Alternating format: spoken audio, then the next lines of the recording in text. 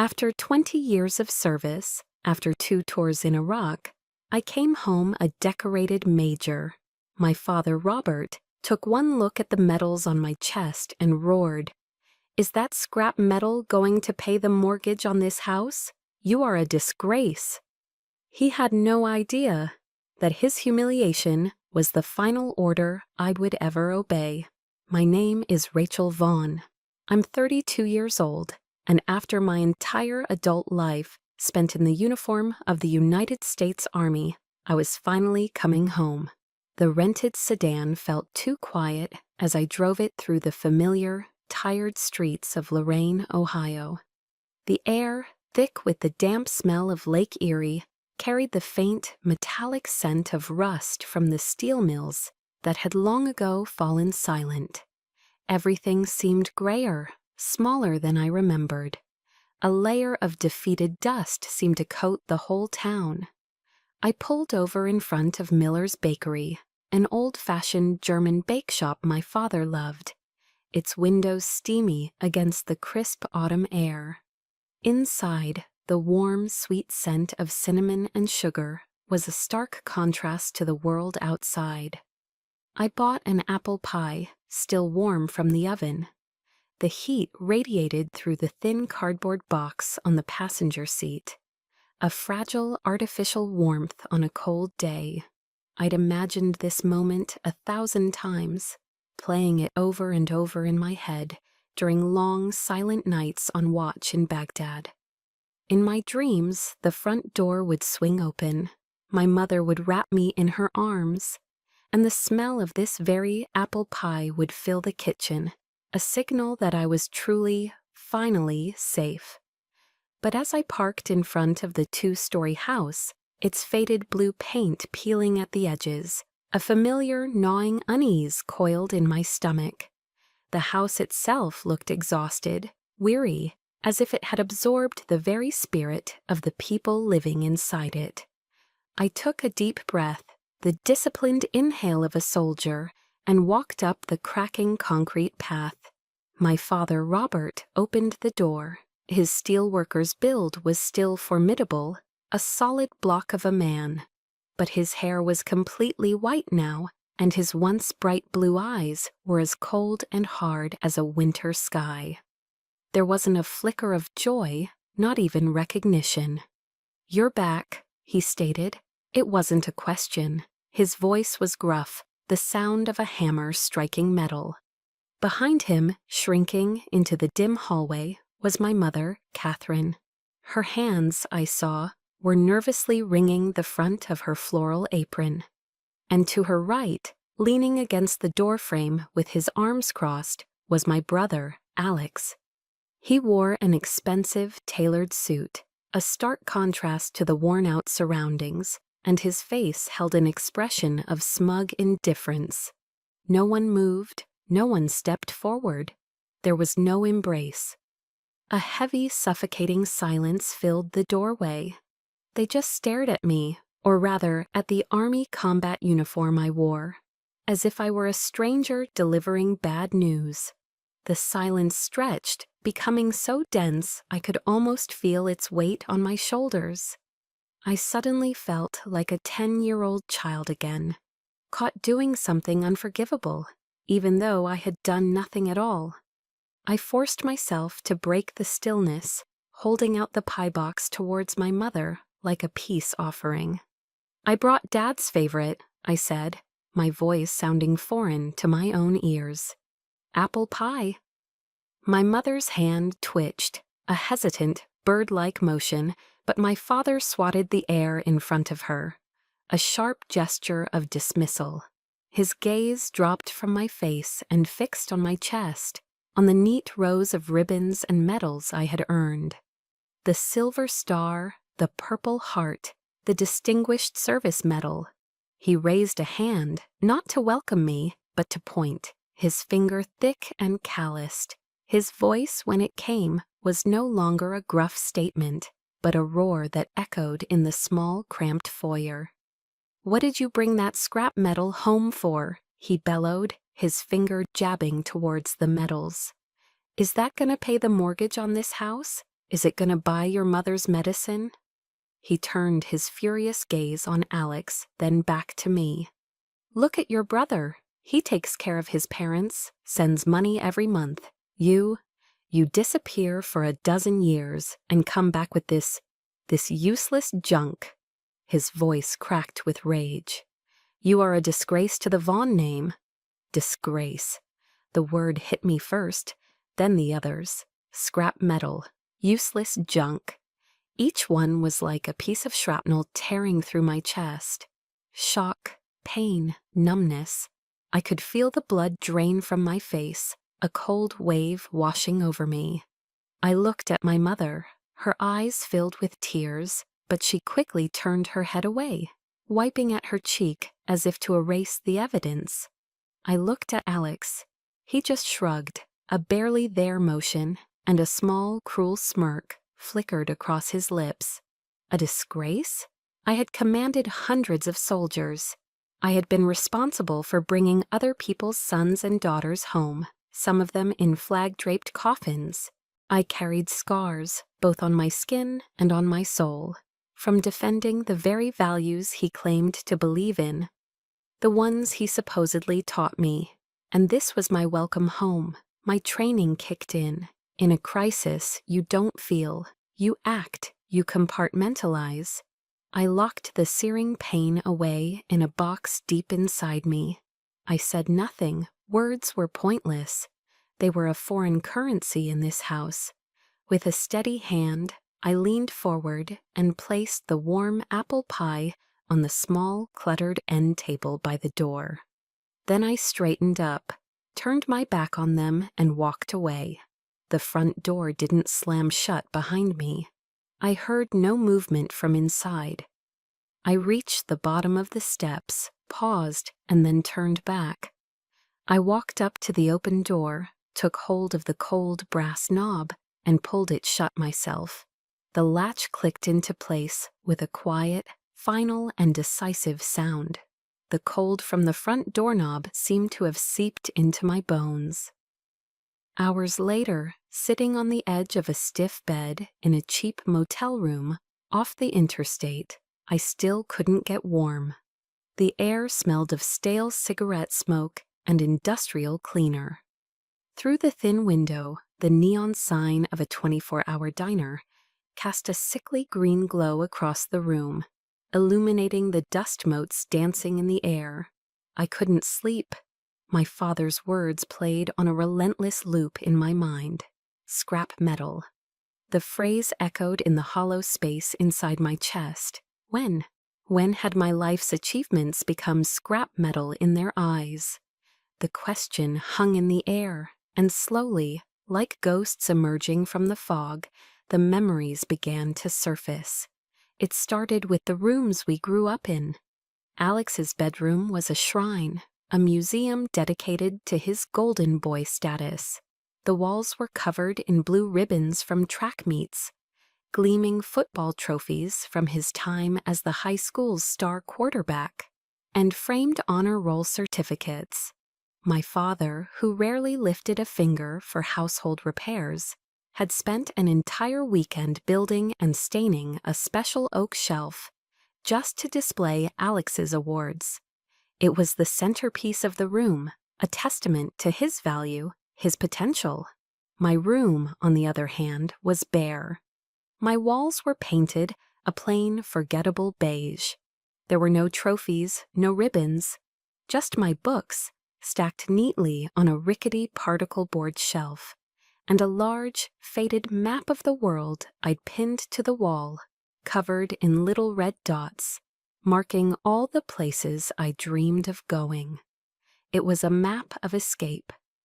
I asked my mother about it once when I was about 12. I didn't ask why my room was empty. I asked why his was so full. She'd given me that sad, tired smile of hers, the one that always came before an excuse. "Oh, honey," she'd said, smoothing my hair. "Alex is just more outgoing. He's into sports and things. You're the quiet one, the reader." It was her way of making the injustice seem like a matter of personality, a natural state of being. But it wasn't about our personalities. It was about their choices. It was the first time I understood that in our family there were two kinds of children, the one you invested in and the one you simply housed. The lesson became sharper, more painful when I was 16. I'd poured my soul into swimming since I was a little girl. It was my sanctuary, the one place where the world went silent, and the only thing that mattered was the rhythm of my own breath and the strength of my own body. That year I won the state championship in the 500-yard freestyle. It was the proudest moment of my young life. My name and picture were in the local paper, the Morning Journal. With trembling hands, I carefully cut out the small article and with a surge of shaky pride, taped it to the center of our refrigerator door. I wanted them to see. I wanted them to be proud. The next morning it was gone. In its place was a new magnetic notepad with a hastily scrawled note. Alex, football practice at 4, don't be late. My heart sank. I searched the kitchen, my hope dwindling with every passing second. That evening, while taking out the trash, I found it. My moment of glory, my picture, my name, crumpled into a ball and shoved into the bin, stained with coffee grounds and lying beneath a slimy banana peel. When I confronted my mother, my voice shaking, with a hurt so deep it felt like a physical blow, she didn't even seem to understand why I was upset. "Oh, that," she said, waving a dismissive hand. "I just needed the space for a note. Rachel, swimming is wonderful for your health, but it's not a career." But Alex's football? That was different. That was, in my father's words, his ticket to college. My passion was a hobby. His was the future. The final, unforgivable lesson came the year Alex graduated from college with a business degree. My parents were ecstatic. They decided to throw a huge graduation party and wanted to get his diploma framed in a heavy, ornate oak frame from the most expensive shop in town. It was a symbol, but they didn't have the money. I came home from my summer job a few days later and went to my room. On the top shelf of my closet, I kept a small, sturdy shoebox. It wasn't much, but it was mine. Inside were all my swimming medals, bronze, silver, and gold, each one representing years of 5 a.m. practices and burning lungs. I opened the box to add a new ribbon I'd won. It was empty. A cold dread, colder than any swimming pool in winter, washed over me. I ran downstairs and found my father in the garage, polishing his tools. When I asked him where my medals were, he didn't even look up from his work. "I sold them," he said, his voice casual, as if discussing the weather. You what?" I stammered, disbelief choking me. He finally looked at me, his eyes devoid of any guilt. "They were just collecting dust in a box, Rachel," he said, his tone laced with a weary impatience. "Alex's degree is an investment in this family's future. That frame, that party, it shows people were serious. It's important for his career." He set down his wrench and looked me straight in the eye, delivering the final crushing blow. "You have to learn to sacrifice for others. That's what family does." He had sold my past to pay for my brother's future. He had taken the only tangible proof of my hard work, my dedication, my victories, and turned it into cash for a party I wasn't even sure I was invited to. Back in the stale, green-lit motel room, the memories settled not like dust, but like concrete. It was never about the medals. It was never about the newspaper clipping or the empty walls. It was that I, and everything that was mine, was disposable. I had no intrinsic value in their eyes, only a utilitarian one. I existed to be quiet, to not cause trouble, and when necessary, to be sacrificed. I stood up and walked to the cracked mirror above the cheap dresser. I looked at the exhausted 32-year-old woman staring back at me, her face pale under the fluorescent lights. I saw the faint scars and the hard lines the army had etched there. And in that moment, looking into my own eyes, I made a silent, unbreakable vow. I would never let them define my worth again. I would forge it myself in fire and sweat and discipline. I would build a value so strong, so undeniable, that they couldn't sell it, couldn't ignore it, and could never, ever call it scrap metal. That vow, made in the grim light of a motel mirror, wasn't just a thought, it was a command. And my first action was to walk through the gates of the United States Army Basic Training at Fort Jackson, South Carolina. My first day was a baptism by fire. The oppressive heat and humidity of the deep South wrapped around me like a wet woolen blanket, a stark contrast to the crisp autumns of Ohio.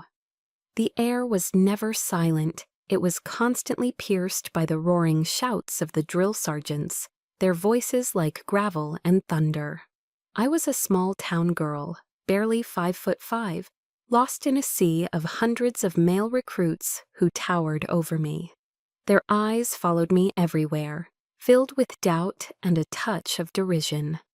"Look at the little doll," I heard one of them whisper as we stood in our first formation. The first week was pure hell. I threw up from heat exhaustion during a 5-mile run. My feet were a raw mess of blisters inside my stiff new combat boots. My muscles ached with a deep, relentless pain that made sleep impossible. Every night, as I lay on the hard, unyielding bunk bed, staring at the metal springs of the mattress above me, I would think of the soft bed in my old room, the quiet comfort of Alex's home. But then, inevitably, the image of my father's contemptuous face would flash in my mind, and that memory, that searing rejection, became the fuel that propelled me out of bed at 4 a.m, ready to face another day of punishment. I wrote home every week, detailing the grueling challenges, the small victories, the lessons I was learning about myself. In some naive corner of my heart, I still hoped they would see me changing, growing into someone worthy of their pride. The replies from my mother, when they came at all, were sparse and brief, written on flimsy, airmail-thin paper that felt as insubstantial as the words themselves. "Everything is fine here. Your father is the same. Alex just got a promotion at the bank. Remember to stay warm." There were no words of encouragement, no questions about my well-being, not a single "we're proud of you." One time I sent home a formal photograph of myself in my dress uniform, standing at perfect attention. My mother's only reply was a short scribbled note at the bottom of her next letter. "You look so thin." That was it. I could be on the other side of the country, pushing my body and mind to their absolute limits. But in their world, I was still just a shadow, an afterthought. I was the child who needed to be reminded to stay warm, while my brother was celebrated for his financial success. My perspective began to shift one rainy afternoon in the base library. Seeking refuge from the endless drills, I stumbled upon a worn copy of To Hell and Back, the autobiography of Audie Murphy. I was captivated by the story of this small, wiry young man from Texas, initially rejected by multiple branches of the military for being underweight, who went on to become the most decorated American soldier of World War II. He didn't fight for glory or medals. He fought for his brothers in arms, for the integrity of his unit, for a personal code of honor that no one could take from him. His story gave me a moral compass. I finally understood that honor wasn't something bestowed upon you by your family. It was something you forged yourself, day by day, in the smallest of actions. It was in the shine of your boots, polished to a mirror finish brighter than anyone else's. It was in running that extra mile when your lungs were screaming for air. It was in memorizing one more regulation, one more piece of the knowledge that could one day save a life. I stopped looking for approval from Ohio. It was never going to come. Instead, I focused all my energy on earning the respect of the soldiers marching, sweating, and bleeding beside me. The day of my basic training graduation was bright and clear. I stood at attention in my platoon formation, my uniform perfectly pressed, my posture ramrod straight. The stands were filled with families. All around me, I could hear the sounds of joyous reunions, laughter, tearful embraces, the frantic clicking of cameras. My family wasn't there. I stood alone, a solitary figure in the crowd. But for the first time in my life, I didn't feel lonely. I felt powerful.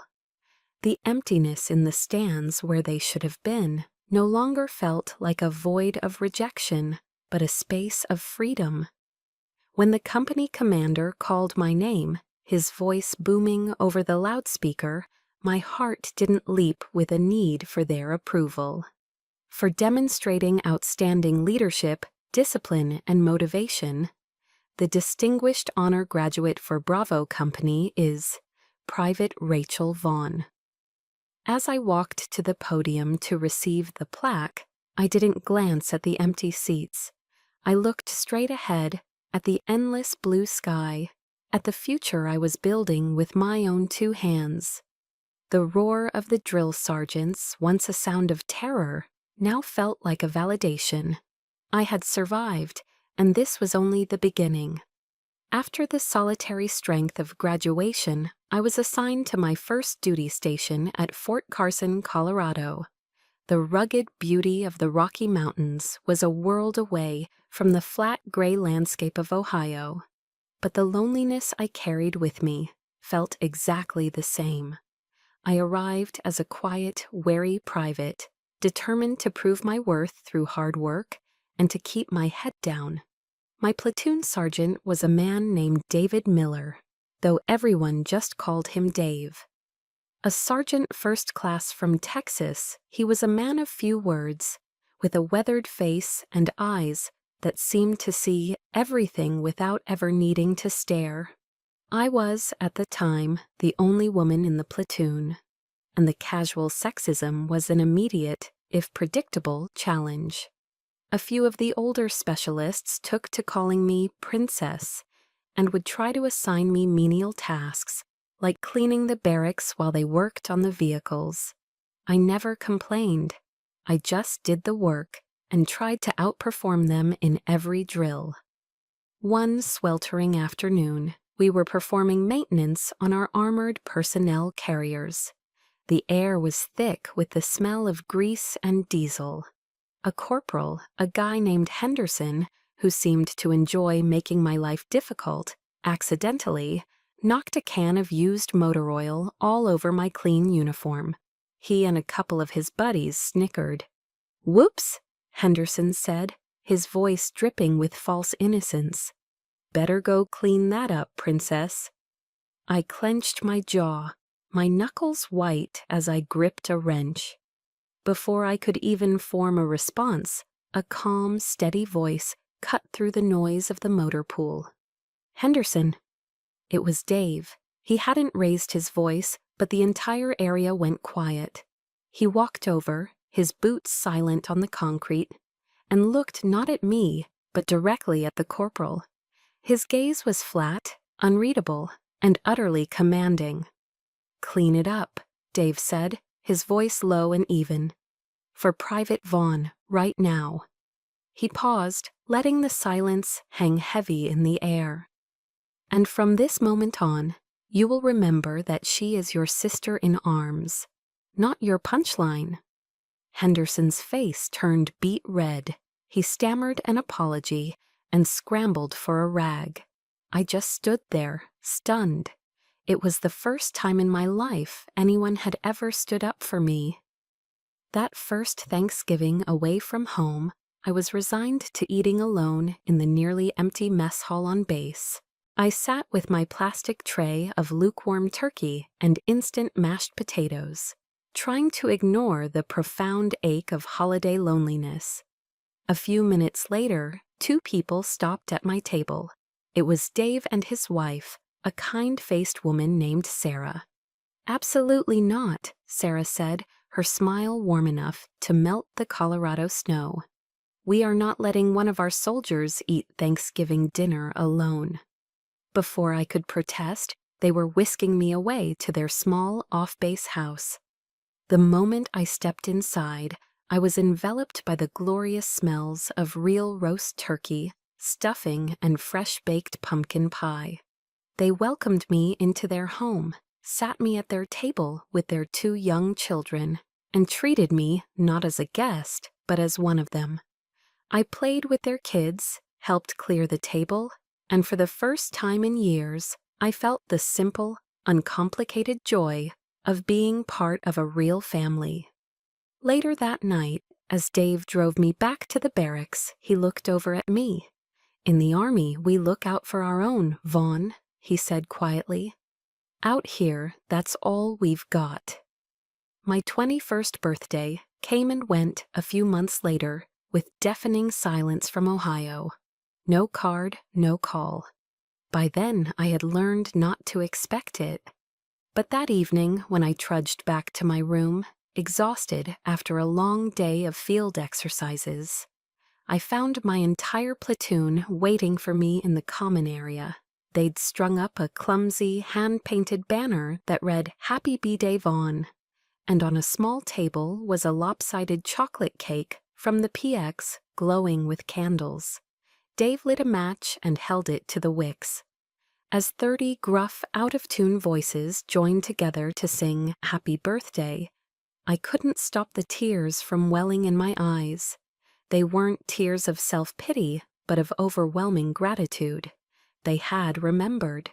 The people who owed me nothing had remembered, while the people who owed me everything had forgotten. It was in those moments, the quiet defense in the motor pool, the shared meal at a family table, the off-key song in a crowded barracks room, that I finally understood. Family isn't defined by DNA. It's defined by loyalty. It's forged in shared hardship and sealed by the simple act of showing up when it counts. These soldiers, these rough, imperfect men, were my brothers. We faced down danger together, shared meals in the dirt, and cleaned our weapons in respectful silence. Our bond wasn't written on a birth certificate. It was etched in our hearts with sweat, mud, and unwavering respect. This was my family. A family built on a foundation of honor. The years passed in a blur of deployments, promotions, and the steady, quiet rhythm of military life. The honor I had found at Fort Carson became the bedrock upon which I built my world. I rose through the ranks from private to specialist, then sergeant, and eventually I earned my commission as an officer. I served 2 grueling tours in Iraq, where the lessons of leadership were not taught in a classroom but forged in the dust and imminent danger of places like Fallujah. My life was disciplined, it was meaningful, and it was, to my profound relief, blessedly free of the chaos I had left behind in Ohio. The family I had was the one that wore the same uniform, the one that understood the unspoken language of shared risk and mutual respect.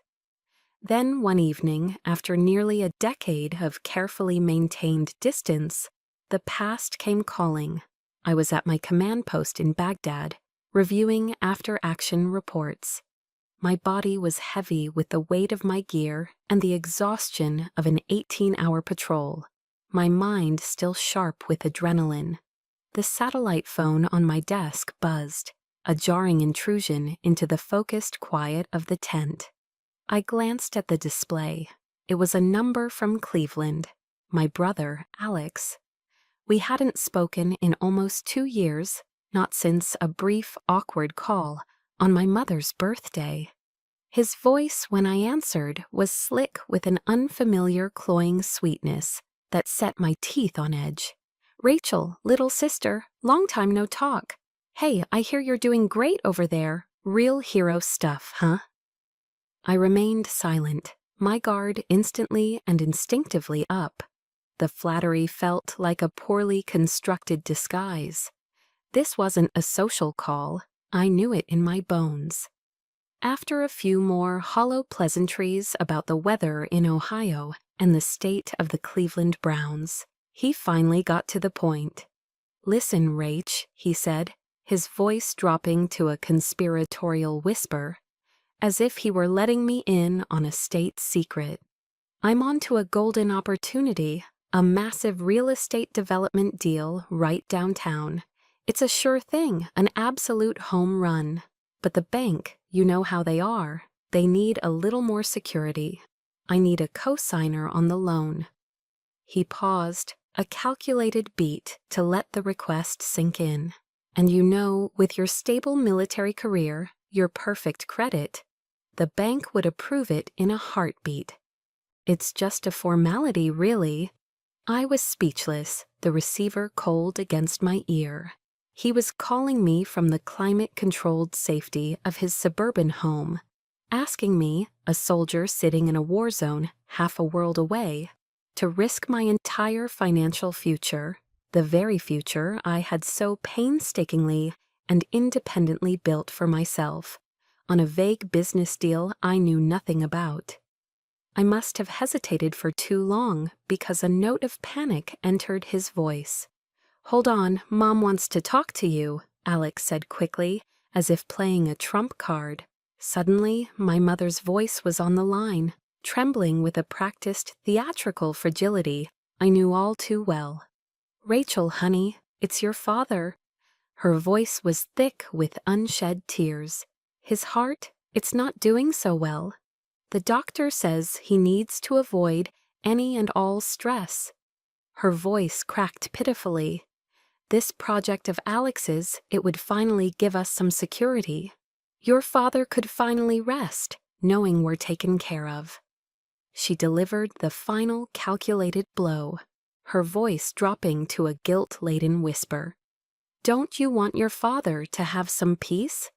After everything, you owe the family that much. You owe the family." The words twisted in my gut like a dull knife. Owed them? What did I owe them, besides the inconvenience of my own birth?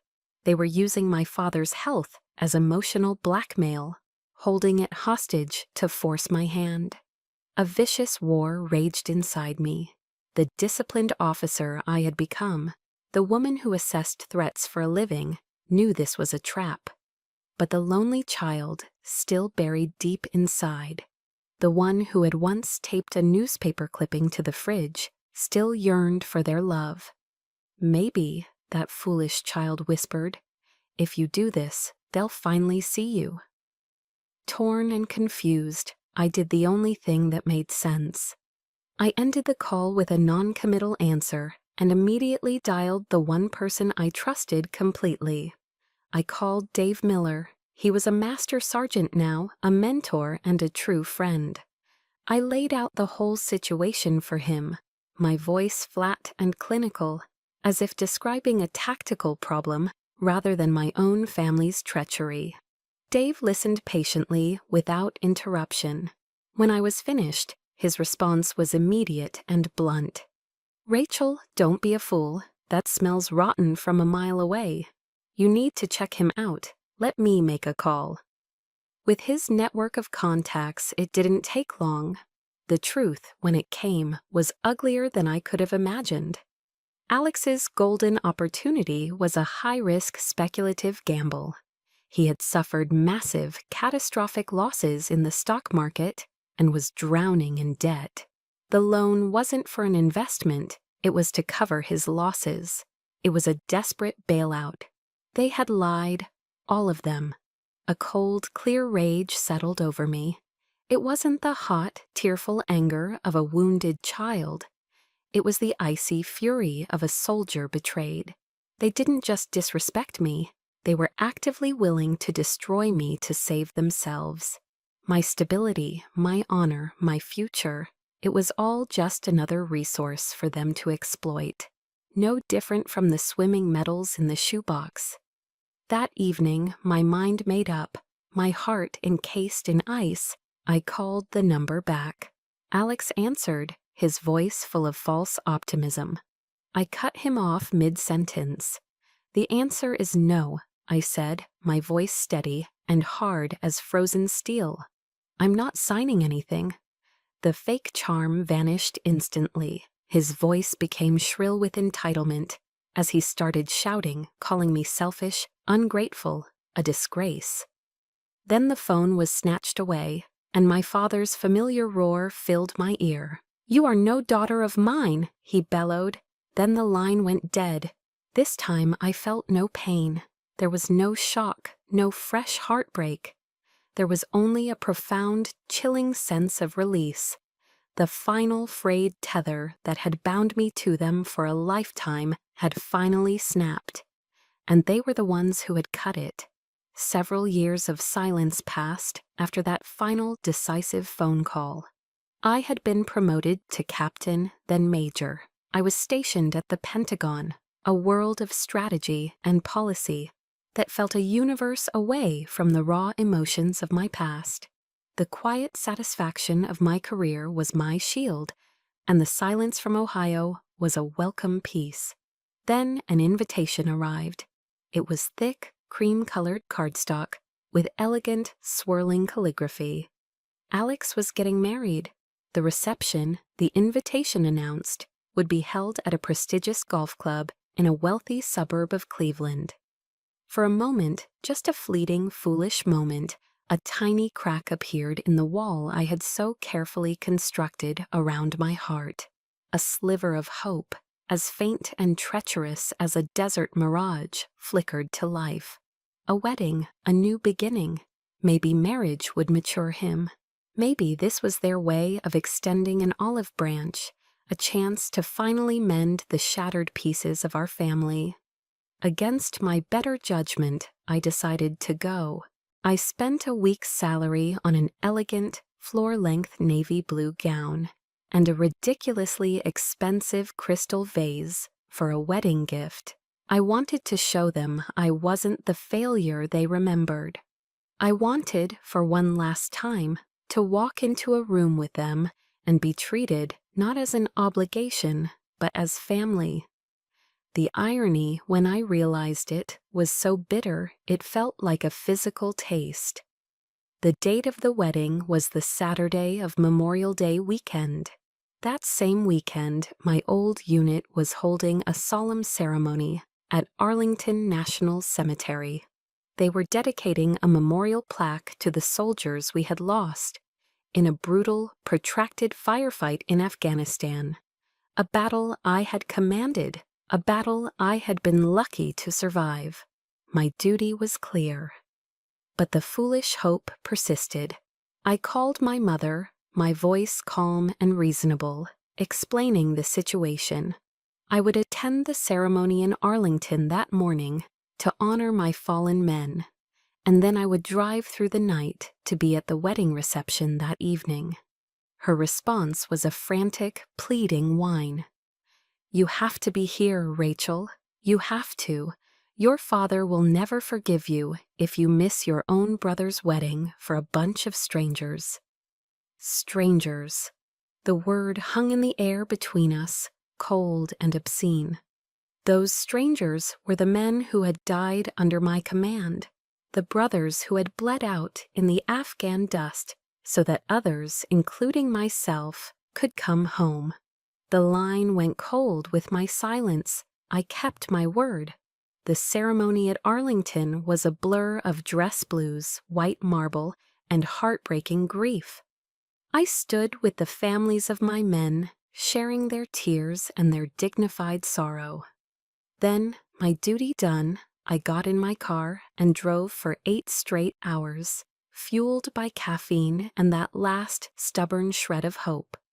I arrived at the golf club as the main course was being served. The ballroom was a glittering spectacle of chandeliers and ice sculptures. I was exhausted, my heart heavy with the morning's memories. But I smoothed down my gown, put a polite smile on my face, and made my way towards the head table, the crystal vase heavy in my hands. But there was no place for me. The round table was set for 8. My father sat at its head, holding court. My mother sat beside him, beaming. Alex and his new bride were radiant. Her parents were there, and her brother. Every seat was taken. I stood there, a ghost in a navy blue dress, invisible in the warm glow of the reception. I finally caught Alex's eye. He looked at me, not with surprise, but with irritation. "Oh, you actually came," he said, loud enough for the table to hear. "I thought you were busy with your important stuff." He gestured vaguely around the room. "Sorry, we're full here. Guess you'll have to find an empty seat somewhere else." My father overheard. He chuckled, a low, rumbling sound, and leaned back in his chair. "She's used to roughing it in the field," he announced to the laughing table. "She can sit anywhere." The soft, cruel ripple of their laughter washed over me. It hit me like a physical blow, knocking the air from my lungs. The blood rushed to my head, hot and furious.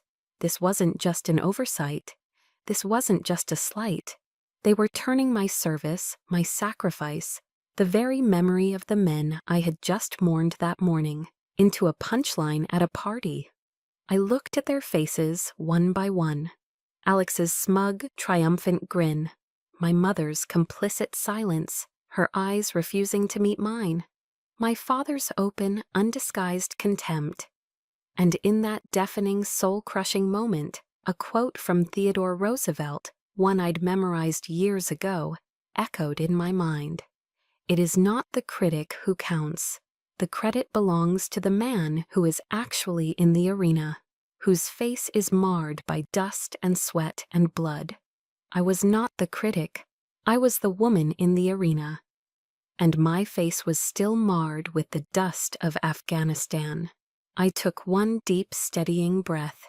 I didn't shout. I didn't cry. I didn't make a scene. I simply turned my back on them, walked over to a nearby gift table, and placed the expensive crystal vase among the other presents. Then, without a single backward glance, I walked straight out of the ballroom. I stepped out into the cool night air of the parking lot, the sound of the party fading behind me. What would you have done? Would you have just driven away? Let the anger and humiliation eat you alive for the rest of your life? I didn't. I reached into my purse and pulled out my phone, its screen glowing in the darkness.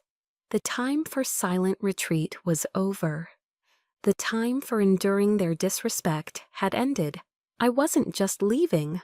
I was going to erase them from my life, and I was going to do it in a way they could never, ever ignore. The drive back to my apartment in D.C. was silent and focused. The fury from the parking lot had cooled, solidifying into something hard and sharp. A plan. There were no more tears. The time for emotion was over. Now it was time for action. Back in my sterile, organized apartment, I didn't unpack my dress. I went straight to a heavy-duty footlocker stored under my bed, my personal archive of a life they had tried to erase. I opened the lid. Inside, methodically organized in waterproof bags, was everything. I pulled out a folder labeled Family.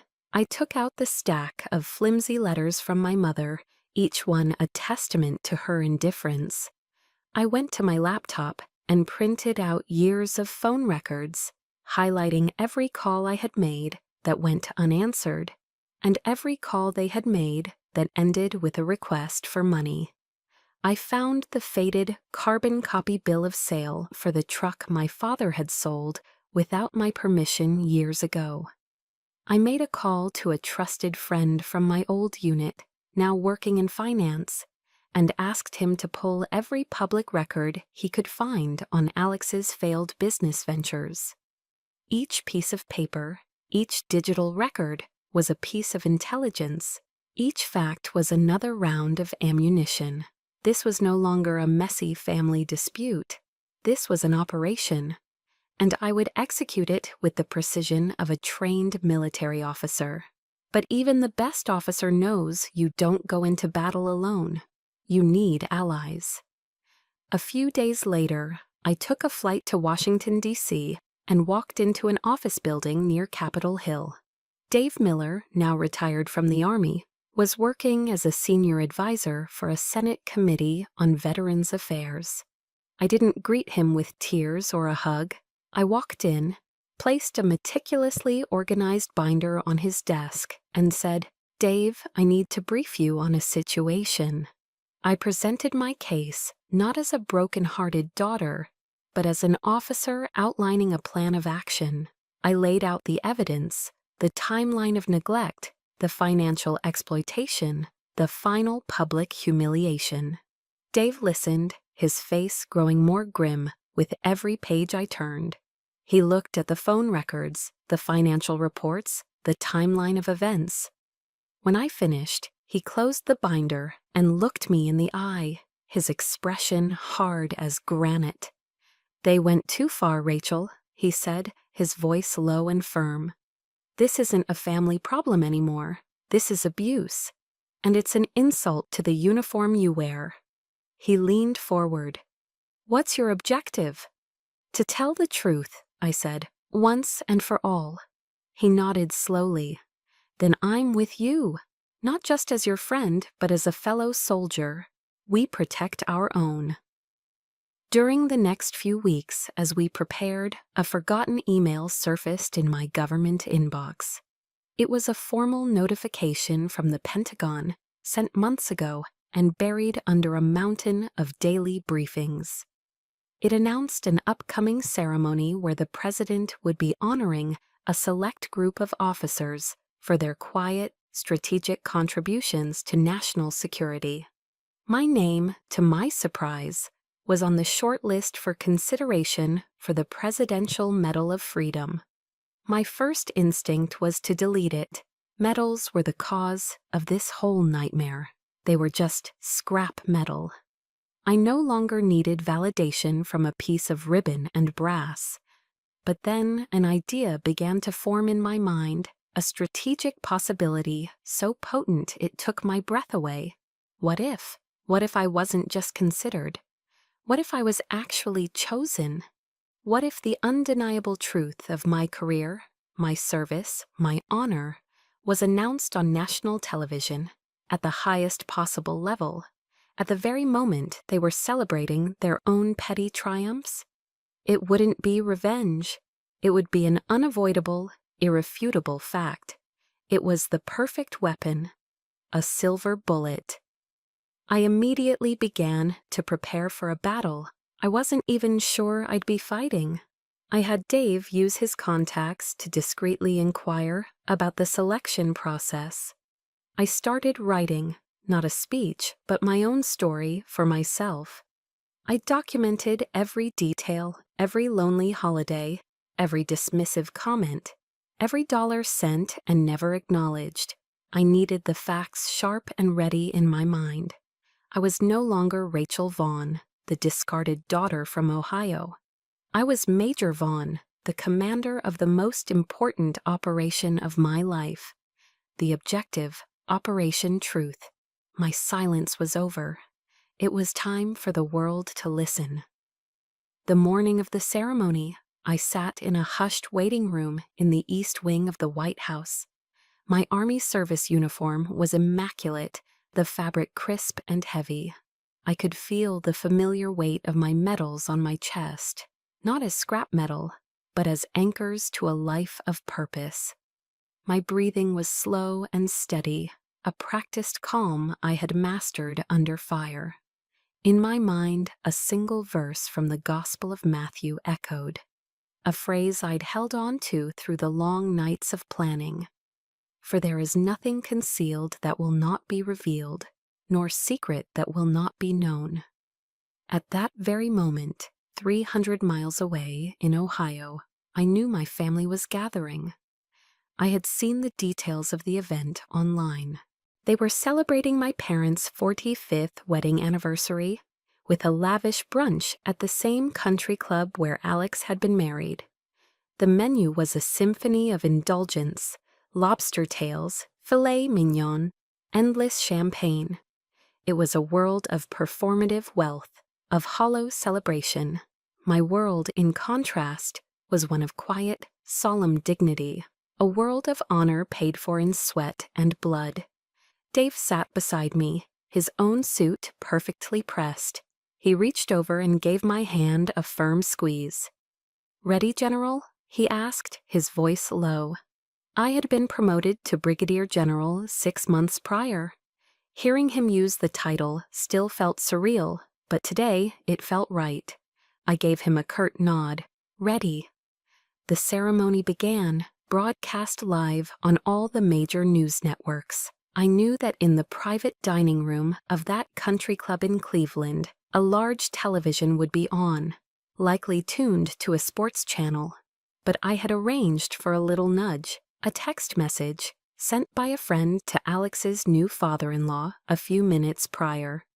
"You might want to turn on C-SPAN. Something big is happening at the White House." I knew their curiosity and their need to appear informed would do the rest. I pictured them watching, perhaps with annoyance, as the President of the United States stepped up to the podium. He began to speak about the quiet heroes of the nation, the leaders who operate in the shadows, whose strategic brilliance secures the safety of millions. And then I heard the words that would act as the warhead for the missile I had so carefully aimed. And today, with the deepest pride and gratitude, this nation recognizes one of the finest military strategists of her generation. The President's voice was full and resonant. An officer who was awarded the Silver Star for extraordinary gallantry in action, who commanded pivotal operations in the War on Terror, whose courage and leadership have saved countless American lives. My heart hammered against my ribs, a steady, powerful drumbeat. I knew what was coming. The entire world was about to know. It is my profound honor to introduce and to award the Presidential Medal of Freedom to Brigadier General Rachel Vaughn. I could almost see it. The clatter of a champagne flute dropping to the polished floor in Ohio, the self-satisfied smile freezing on Alex's face, melting into disbelief, the color draining from my mother's cheeks, her hand flying to her mouth in a gesture of pure shock, and my father, Robert Vaughn, the man who had called my life's work useless junk, who had branded me a disgrace, now staring speechless at the screen. He was watching his daughter, the one he had written off and cast out, being honored by the most powerful man in the world on national television.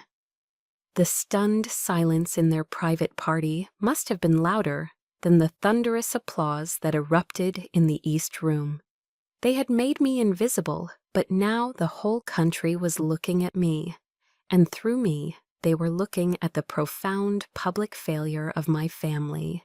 I rose from my seat. Each step toward the stage was steady, measured, and sure.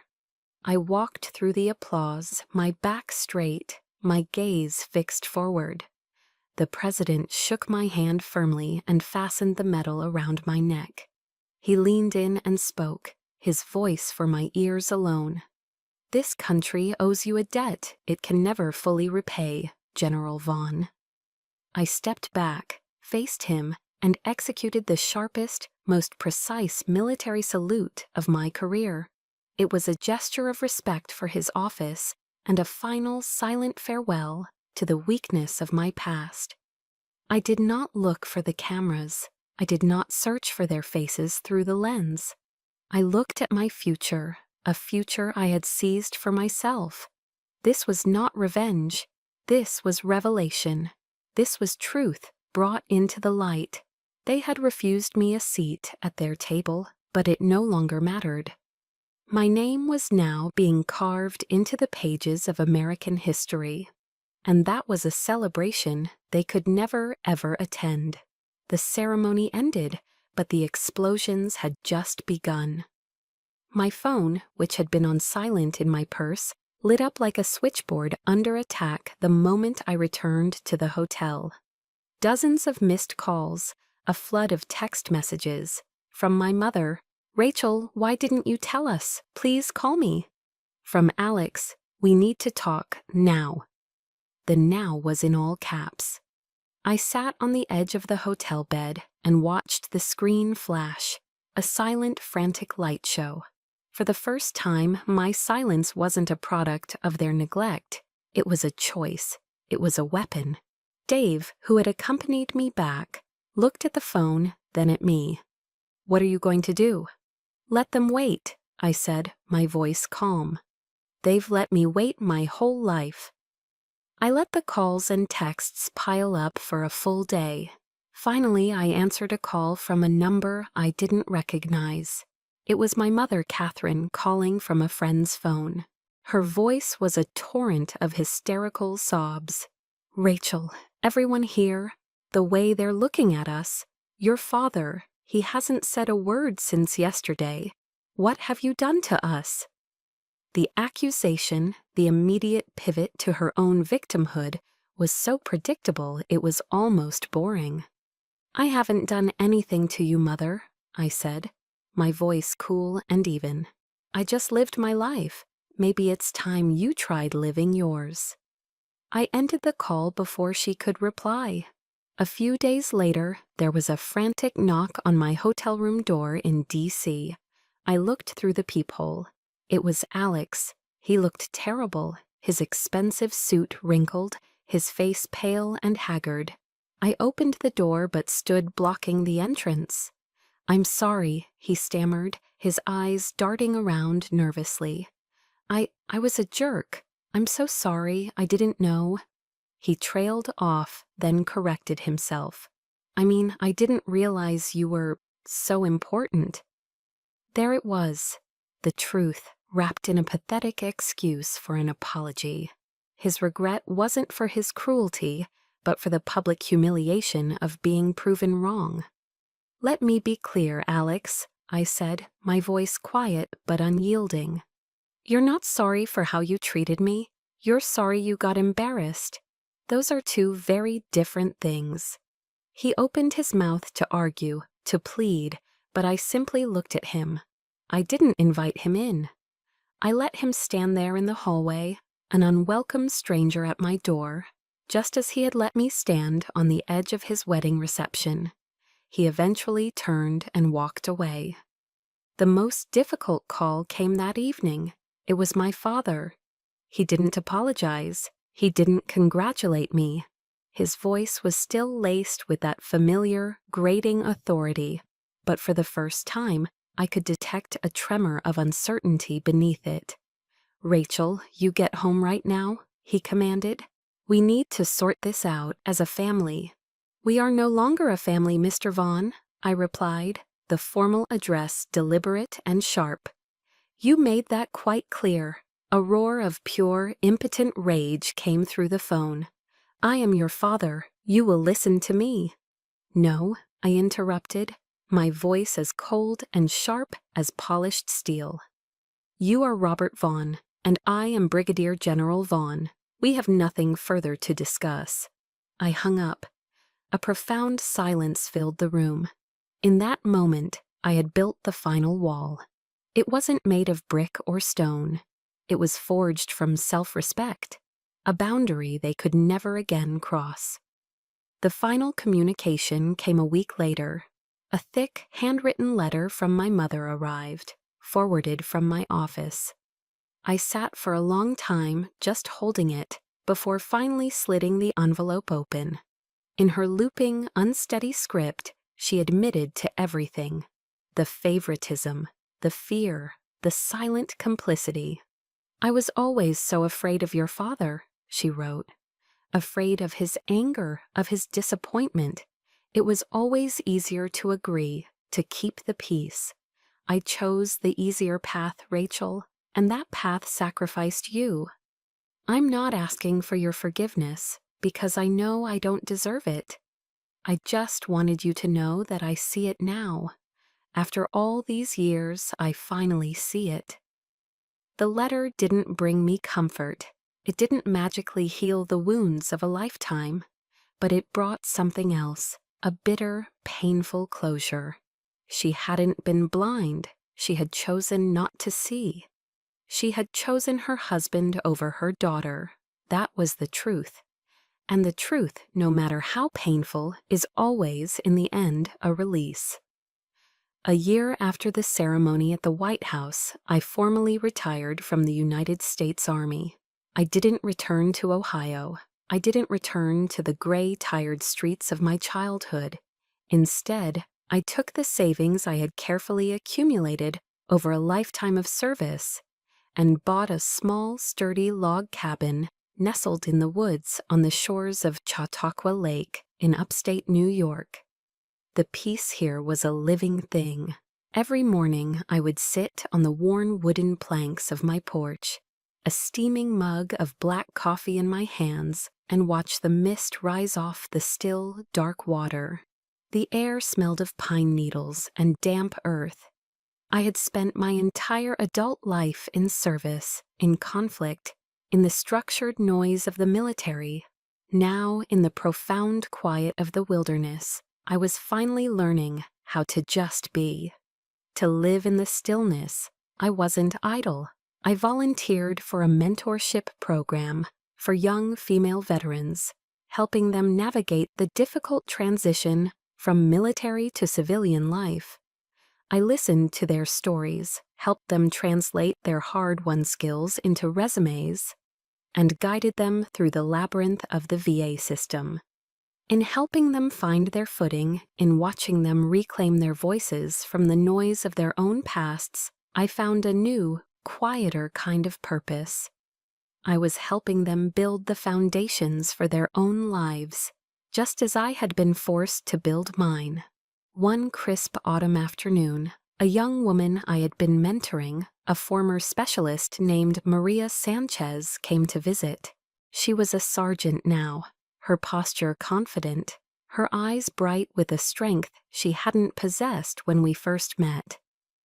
"General," she said, her voice filled with a gratitude that humbled me. "The most important lesson you taught me wasn't about tactics or strategy. It was about my own worth. You made me see that I wasn't broken. You saved my life." Before she left, I went to a small wooden box on my mantelpiece.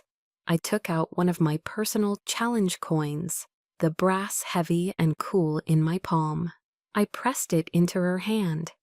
"This isn't a gift, Sergeant," I told her, my voice firm but gentle. "It's a responsibility. You hold on to it until you meet a young soldier who needs it more than you do. Then you pass on the strength." She closed her hand around the coin, her eyes shining with tears. As I watched her drive away, I knew with a certainty that settled deep in my soul what my true legacy was. It wasn't the medals pinned to a uniform or the title before my name. It was this passing of the torch, this small, quiet fire of resilience, passed from one generation to the next. That evening, while cleaning out an old trunk, my fingers brushed against a forgotten envelope. It was crumpled and yellowed with age. My father's letter. The one he had sent after I had hung up on him, the one I had never opened. I had kept it, I'm not sure why. Perhaps it was the last vestige of a daughter's curiosity, a final lingering question mark. As dusk settled over the lake, I built a small fire in the stone pit near the water's edge. The flames crackled, casting dancing shadows on the trees. I held the letter in my hands for a long time, feeling its weight, its history. I didn't need to know what was inside. The apologies, the excuses, the justifications, they no longer mattered. My future wasn't written in those faded ink lines. My peace was not contingent on his regret. With a slow, deliberate movement, I reached out and gently placed the unopened envelope into the heart of the fire. The paper curled instantly, the edges blackening before the whole thing was consumed by orange and gold. It flared brightly for a moment, then crumbled into weightless, glowing ash. A soft breeze drifted off the lake and carried the embers away, scattering them like dark stars over the shimmering water until they vanished completely. I stood there for a long time, watching the fire die down, feeling the cool night air on my face. I was no longer Robert's daughter or Alex's sister. I was no longer a disgrace or a collection of scrap metal. I am Rachel Vaughn, a soldier, a leader, a survivor, a mentor. And for the first time in my entire life, that name all by itself was more than enough. I turned and walked back to my cabin, where a single, warm yellow light glowed in the window, waiting for me. Outside, the world was dark and silent. Inside, there was peace. I was finally home, a home I had built myself. My story finds its peace there, by the fire on the lake. But I know that for many, the journey is still ongoing. Perhaps my long road to building a home within myself resonates with a part of your own. It's a difficult path, and it can feel incredibly lonely, but please know this: you are not alone. If you have a story of finding your own strength or are on that journey now, share your thoughts in the comments below. Your voice matters, and your stories give all of us strength. To be a part of this community, please consider liking this video and subscribing to Chosen Revenge. For more stories of resilience, thank you for listening.